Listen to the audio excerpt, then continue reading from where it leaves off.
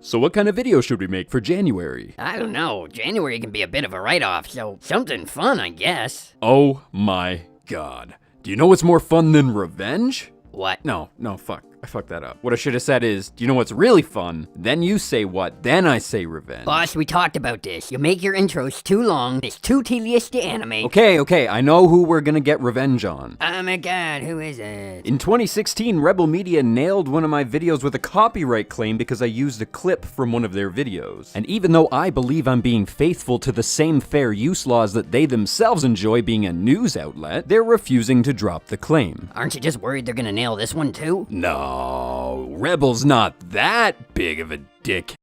Right, Rebel? Okay, but if you really want to smear their faces in it, you gotta find a really easy target. Like, I'm talking low-hanging fruit, man. Who is the lowest hanging fruit at Rebel?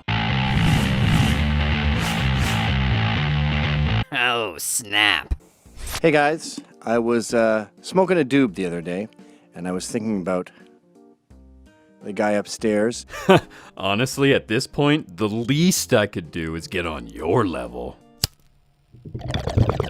Shit, kids, don't watch this. Boss, aren't you gonna tell the kids not to try this at home?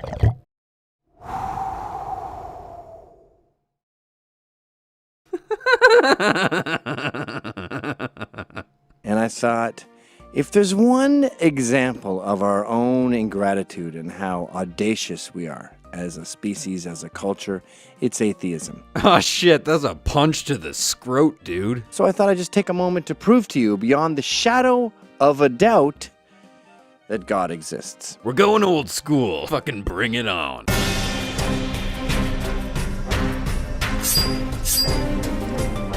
Here's the key. The universe. Okay. We're sitting next to a thing that is infinite. That is a thing that is unfathomable. That's just a little gift sitting next to you. And for you to sit there and go, not impressed. Yeah, maybe it's infinite, or maybe we're in some little pocket universe that has finite edges. We don't know, but I agree, the concept of infinity is beyond our human ability to imagine. I will prove this to you mathematically. Ugh, I hate doing math. Let's start very simply with a coin. All right, you're flipping a coin. What, man? You flip a coin. Actually, why not? We have the technology. I'll flip a coin.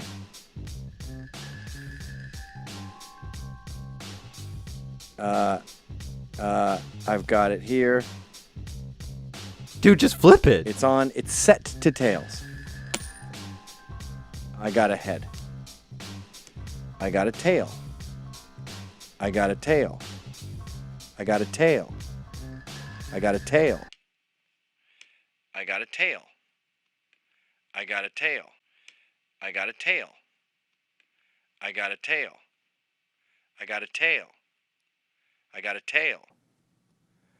I got a tail. This is sort of I'm not flipping it well enough. I got a head. You see, it doesn't go head, tail, head, tail, head, tail, head, tail. There's going to be times I'm probably going to get 13 tails in a row. Now, if I go all night long doing that, there's going to be some kooky ones in there, isn't there? There's going to be one where I get heads 21 times. Yes. How does this prove God? If we were to keep doing that for infinity, we would get an infinite number of possibilities. That's how people define infinity. You were high when you wrote this bit, weren't you? Admit it. Yes, there are an infinite number of possibilities. Say we switch those to binary numbers, right? 1, 1, 0, 1, 1, 1. Heads, heads, tails, tails, tails. Eventually, you're going to map out every variation. And that is why people talk about monkeys on a typewriter. They say, if you had monkeys sitting at a typewriter for infinity, they would type out the complete works of Shakespeare. But if you break down Shakespeare, if you break down each one of those letters into a number, you end up with this huge binary mass of ones and zeros.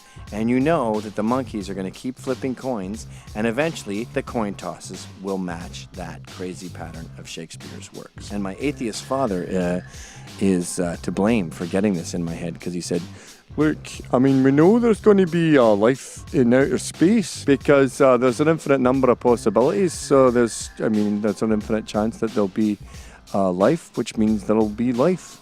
So it's got to be out there. It's statistically inevitable. That means that there's going to be living beings somewhere in outer space, right? We know that to be true. You've been with me so far. All of this is irrefutable. I just love this video. It's such a shame that I have to skip so much of it. But once we start allowing that, we say, wait a minute, there'll be a planet just like Earth there. I mean, if you find one where it's just sort of these slugs just going, maybe eating just like a weird porridge sludge, you go, I don't want to hang out with those, but we're close. Go another trillion years, maybe one will have like a hat on and a little hand. Anyway, you keep going trillions and trillions and trillions of light years away, and eventually you find basically kind of a human. Right, so what Gavin's getting at here is that if the universe is infinite, that means there is an infinite possibility that there is a duplicate of the Earth out in the universe. In fact, if the universe is infinite, that means there's an infinite number of Earths that are exactly like ours. Well, this is the problem with infinity. We know that means there's an Earth. We know it means there's an Earth just like this. And then you get into that whole concept of, wait a minute, if there's an Earth like this, why would it be an Earth in 2016? Why wouldn't it be 1920's Earth? Hello, welcome to this Earth. And then you go, well, there's an infinite number of possibilities. Now there's a planet of just gavs. I love the idea of you getting angry at what your own imagination came up with. It's so innocent. That is statistically inevitable. Just like Shakespeare with the monkeys, it happened. But you know it didn't happen. You know there's no planet of views. You just know. And that is God. And that is God leaving a little calling card, a little ace of spades in the math going, weird, right? I just proved that 2 and 2 isn't 5. Gavin, of course not anything you can imagine is statistically possible. I can imagine that Superman exists, but that doesn't mean that there's a planet out there that has a Superman. You're just letting two parts of your brain battle it out. There's no God intervention there. That's just your brain arguing with itself. Intuition can only get you so far, especially when we're talking about infinity, because the very concept of infinity is counterintuitive. Now, liberals love doing this when it suits them, and they say math is racist when it doesn't suit them. Okay, Gavin, can we go one conversation without bringing up the liberals, please? I mean, I know it's all we've got in common. But the truth of the matter is, there is a mathematical inevitability that there is a planet of Charlie Chaplin's somewhere, all speaking in rap lyrics. Has to be, but it also isn't. That is proof that God exists.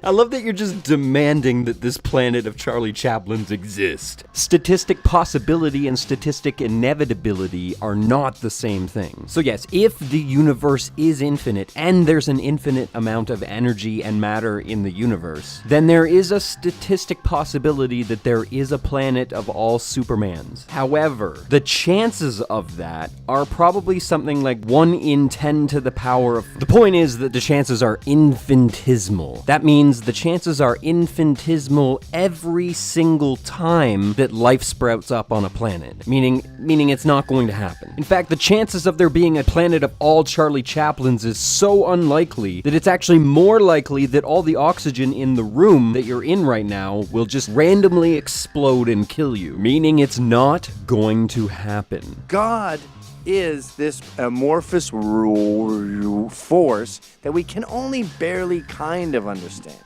And that little infinity experiment is proof. That doesn't prove anything. All you've proven is just because you can imagine something doesn't make it true. And then you mixed it in there with some crap about infinity being unfathomable. The universe follows laws. There's more that determines how nature plays out than just statistics. I agree that the concept of infinity isn't fully graspable by our meat brains. And the whole you just know it argument. You're appealing to your own intuition, and our intuitions, as far as we know, are a result of our evolving in nature. Our brains didn't evolve to understand concepts like infinity, or even just the universe in general. Here's how you find God. Now, I know Catholicism gets a bad rap, and they talk about Buddhists, and your pets don't go.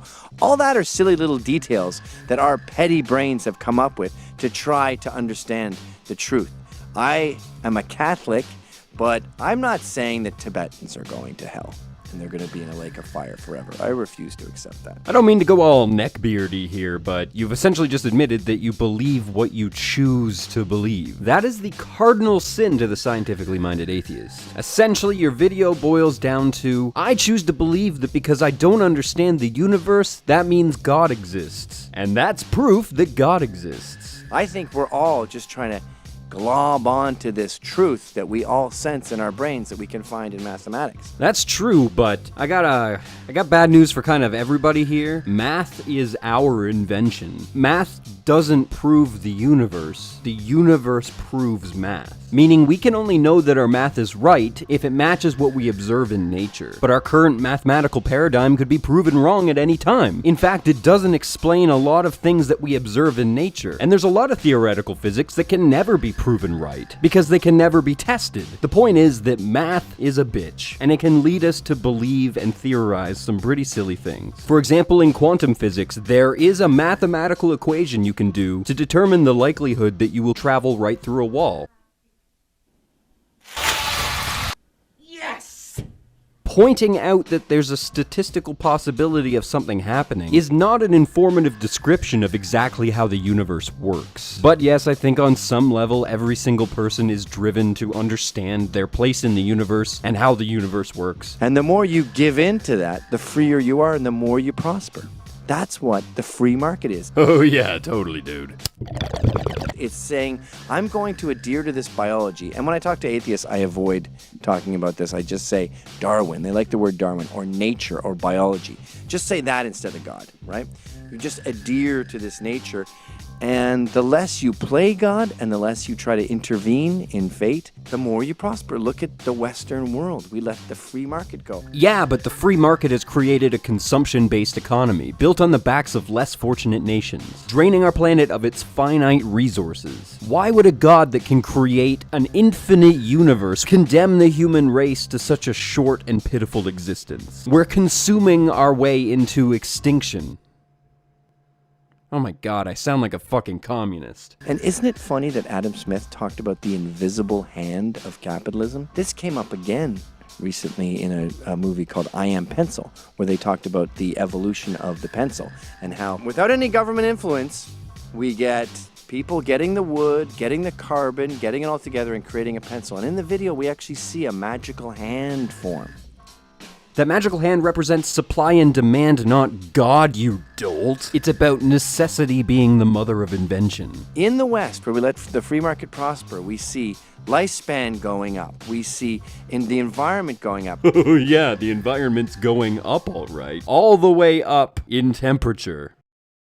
We're all going to die. Arguably, the free market is what's going to kill us. The public demands consumption, and the free market provides people with said consumption. We like to play doom and gloom, but by every single metric, things have been consistently getting better. It's not, but that's because we've been adhering to our own inevitable nature, our own freedom. We've been trusting ourselves more and more and more. This is the part of the video where even a Christian is going to disagree with you, because the Christian God demands that you depend on him and not yourself. And don't get me started on what Jesus said about worrying about worldly things like the economy. We've been letting our biology prosper. We've been letting advents in medicine happen. This is all part of the plan. It's sort of like in Prometheus, where that dude drinks that thing and he breaks down. We started out with an incredible, magical algorithm that is like a microchip that just keeps blossoming and getting better and better and better. Totally, dude. And every time you come up with a flaw with this, you realize, no, it's actually perfect. Why do kids get cancer? It's perfect. But why do kids get cancer? If we were all immortal, it would be boring. If Superman goes to the Grand Canyon and just goes, swims around, swims out. We have to work to get it.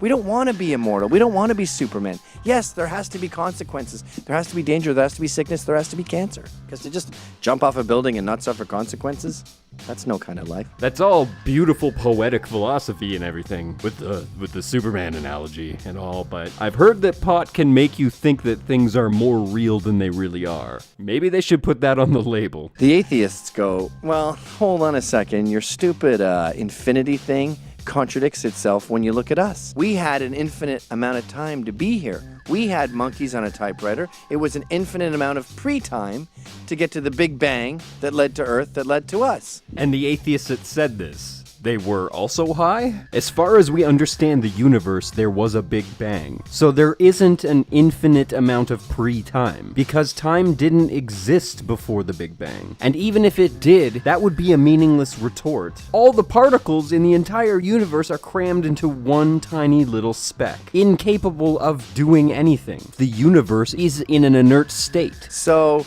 you had a lot of time and you created the complete works of Shakespeare. But you know that's not true. You know that this is a planet of Charlie Chaplin's talking in rap. Wait, is he implying that the Earth's existence is so statistically unlikely that that means we're created? I think so.